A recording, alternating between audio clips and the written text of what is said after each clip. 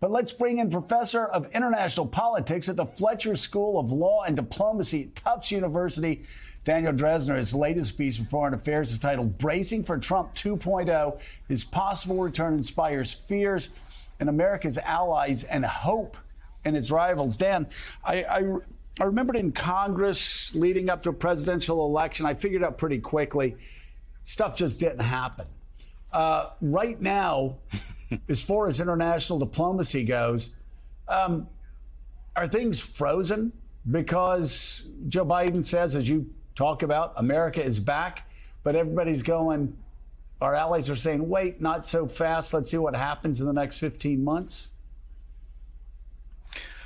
Well, I think that's frozen some areas of foreign policy. I mean, if you look at America's rivals like China and Russia, I think it's clear that Russia's not going to really want to engage in any negotiations on Ukraine unless and until they know that Donald Trump's not going to be the president a year from now, because in their mind, that would be a significant break.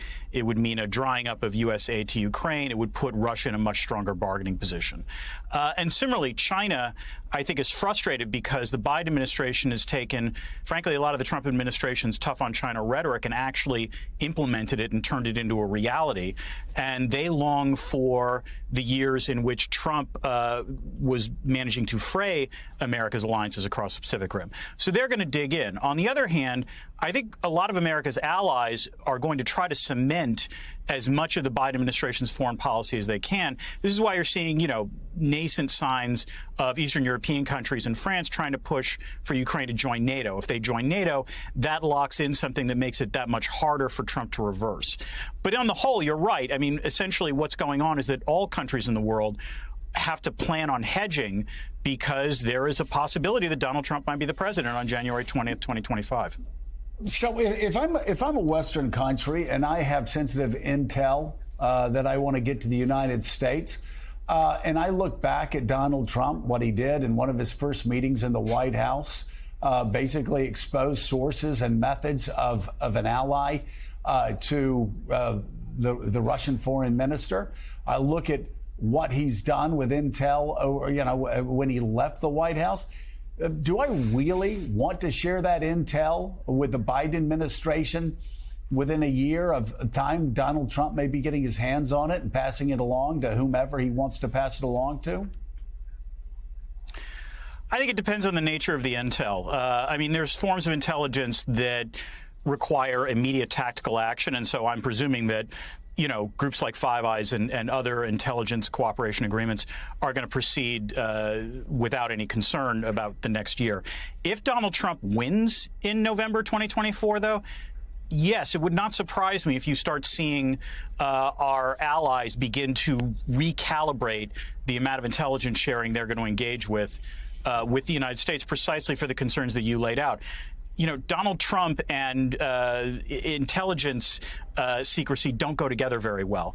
And so, therefore, you would expect not just, Five Eyes countries, but all of NATO, all of Pacific Rim, Ukraine, other vital allies and partners to suddenly start clamming up. And, of course, President Biden is going to make the case for his vision of foreign policy this week as he heads to the G20 in India and then on to Vietnam, assuming, of course, he doesn't test positive for COVID. He's still in the window there. His wife, the First Lady, just did.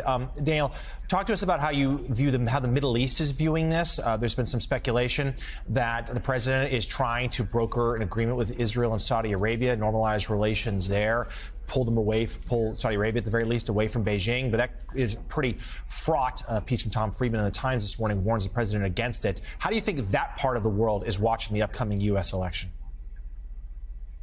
The Middle East is the one region where you can argue that there are traditional American allies that might prefer a President Trump to a President Biden.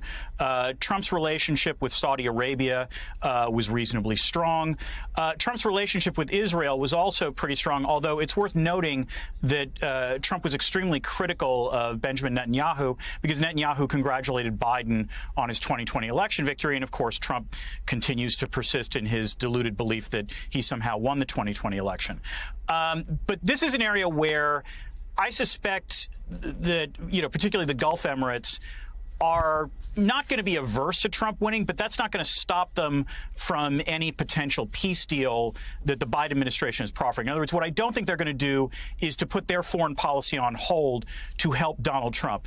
Saudi Arabia is always going to put Saudi Arabia's interests first, and that's something that I think Americans in both parties need to realize as soon as possible.